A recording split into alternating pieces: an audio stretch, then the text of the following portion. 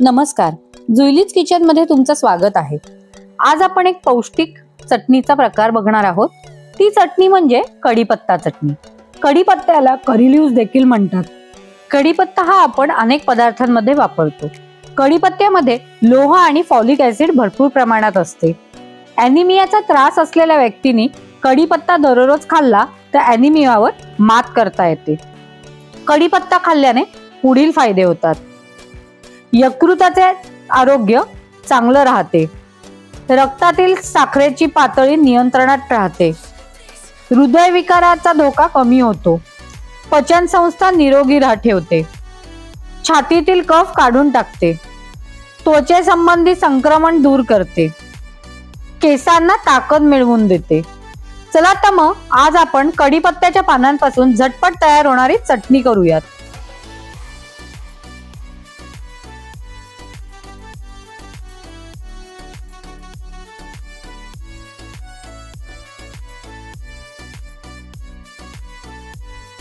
तर चटणी बनवायला आपल्याला लागणार आहे ते म्हणजे सगळ्यात आधी कढीपत्ता, त्यानंतर आपल्याला लागणार आहे मीठ। इथे मी 3 ते 4 लाल सुक्या मिरच्या घेतल्या, त्या तोडून घेतल्या। 1 खडा गुळाचा, याच्या जागी तुम्ही साखर पण घालू शकता, पण हेल्दी होण्यासाठी इथे मी गुळ घातलाय। हरभऱ्याची डाळ आहे म्हणजे चणा डाळ आहे इथे, ती मी 2 टेबलस्पून घेतलीये। 2 टेबलस्पून मी उडदाची डाळ घेतलीये। अगदी थोडी चिंच घेतलीये। आता आपण कृती बघूया।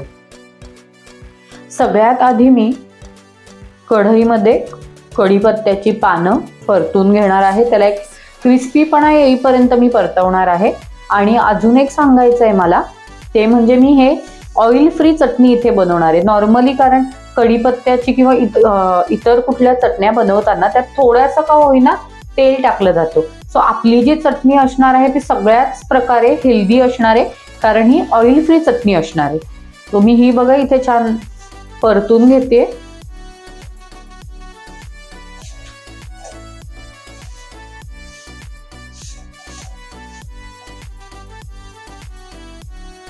इथे मी हे छान मिक्स परतून घेणार आहे। आणि लोखंडाची कढई घेतलीये। लोखंडाच्या कढईबद्दल तुम्हाला काही नव्याने सांगायला नको, एक तर पदार्थाला चव छान येते, शिवाय लोखंड म्हणजे आयर्न आहे, सो त्यानिमित्ताने आपल्या शरीरात आयर्न जातं। तुम्हाला पाहिजे तर तुम्ही इथे 1 ते 2 थेंब घालून तेलात ही छान मिक्स करून घेऊ शकता, पण मी ही विदाऊट ऑइलच परतून घेणार आहे। आणि हो, एक सांगायचं राहिलं ते म्हणजे ही जी कढीपत्त्याची पानं आहेत ती मी आधी छान पहिले धुवून घेतली होती पाण्यातनं। ती छान एका टॉवेलवर, स्वच्छ टॉवेलवर पंख्याखाली ठेवली होती, जोपर्यंत त्यातलं पाणी जात नाही तोपर्यंत। साधारण 4 ते 5 मिनिटं लागतात। मधनं मधनंही ढवळत राहायची किंवा परतून घ्यायची, जेणेकरून ही जळू नये। आणि मी मीडियम फ्लेमच्या बर्नरवर करते आहे आणि फ्लेम स्लो ठेवलेली आहे। नॉर्मली ही पानं पटकन जळतात, तो स्लो फ्लेमवरच केलं तर जास्त चांगलं आहे। मी छान मिक्स करून घेते, आता छान परतून घेते याला, जोपर्यंत हे पानं क्रिस्पी होत नाही। म्हणजे हे एक पान जे ते इझिली असं हातात मोडलं गेलं पाहिजे। आता तर हे ओलच आहे। हळूहळू कढीपत्त्याचा जो सुगंध आहे तो घरभर पसरू लागलाय आणि या पानांचा रंग पण चेंज होतोय, तुम्ही बघू शकत असाल। ऍक्च्युली ही पानं जी आहेत ती श्रिंक होतात जशी जशी गरम होतील तशी, त्याच्यामुळे आधी तुम्हाला कढईत ती खूप वाटत असतील, पण जसं ही श्रिंक होतील किंवा गरम होतील तशी तशी याची तुम्हाला क्वांटिटी कमी दिसणार। आणि मी कढीपत्ता अंदाजे घेतलेला आहे। कढीपत्त्याला असं काही मोजून बिजून असं काही मेजरमेंट नुसार घेतलेलं नाहीये। तुम्ही ते बघू शकत असाल, मी एक पान घेतलंय, ते इझिली आता तुम्ही ज्याचा आवाज ऐका।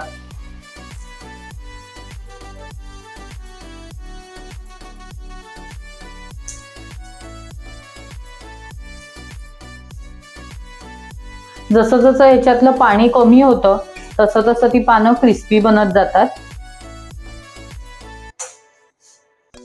सो तुम्हाला तुमच्या पानांच्या क्वांटिटीनुसार वेळ लागेल, असं नाही की 5 मिनिटातच होतं.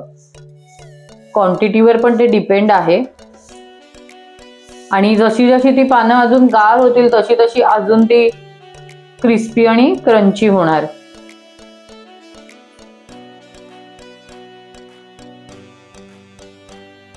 इथे आपला कढीपत्ता भाजून रेडी आहे. मी आता एका बाउलमध्ये ट्रान्सफर करते. कढीपत्ता मी एका बाउलमध्ये ट्रान्सफर केलाय. त्यानंतर आता मी ह्याच्यात घेणार आहे चणा डाळ, हरभरा डाळ आपली, आणि ती थोडीशी परतून घेणार आहे.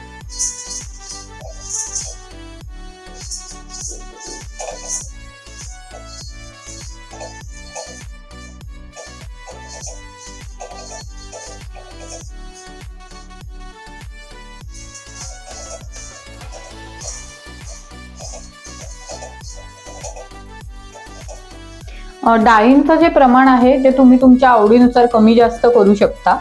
मी इथे 2-2 टेबलस्पून घेतलेले आहेत.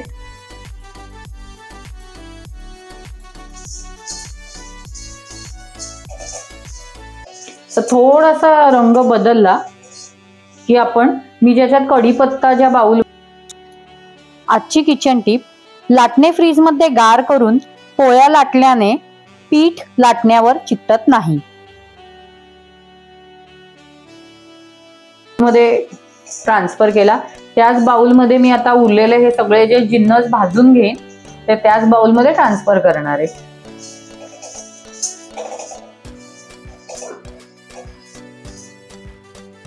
इकडे रंग बदलतोय हरभऱ्याच्या डाळीच्या, चणा डाळीचा. तो आता मी पण ह्याला बाउल मध्ये ट्रान्सफर करून घेते.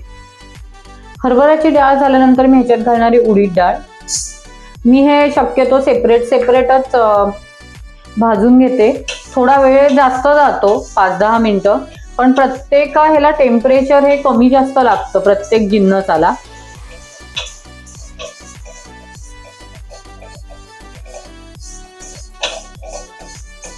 उडदाच्या डाळीचा थोडा वास सुटत आला की गॅस बंद करून तेही एका बाउलमध्ये ट्रान्सफर करून घ्यायची. ह्या कुठल्याही डाळींना जळू द्यायचं नाहीये, फक्त स्लाइटली याचा कलर चेंज झाला पाहिजे.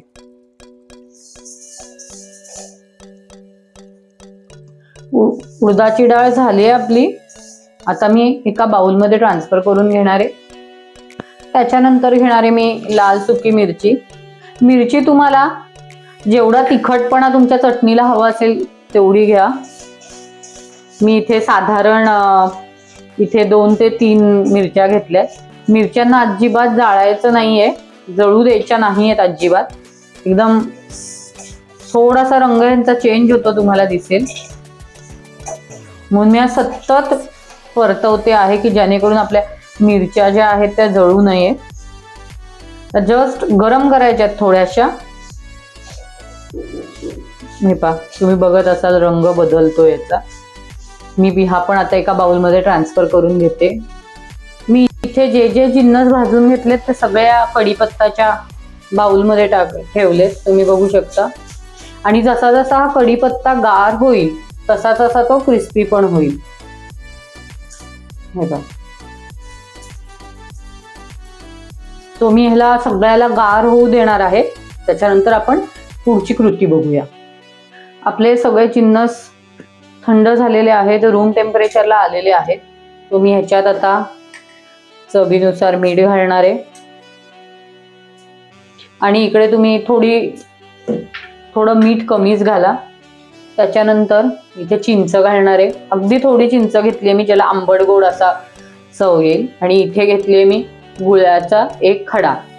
तुम्ही ह्याच्या जागी साखर पण घेऊ शकता, पण आपण हेल्दी म्हणतोय म्हणून मग तिथे मी गुळाचा वापर केलाय.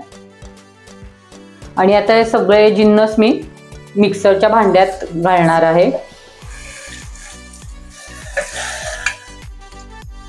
आणि मिक्सरमध्ये हे छान एकजीव होईपर्यंत फिरवणार आहे. इथे रेडी आहे आपली कढीपत्त्याची चटणी. अतिशय झटपट होते आणि अत्यंत पौष्टिक अशी चटणी आहे. आणि मेन म्हणजे आपण ही ऑइल फ्री बनवलेली आहे. तो आता मी याला सर्विंग बाउलमध्ये काढून घेते. तर इथे रेडी आहे आपली कढीपत्त्याची चटणी. नावडती भाजी असेल तर उत्तम पर्याय आहे चटणी, आणि ही ऑइल फ्री असल्यामुळे अजूनच हेल्दी आहे. चला तर मग आता आपण भेटूया नेक्स्ट रेसिपीला.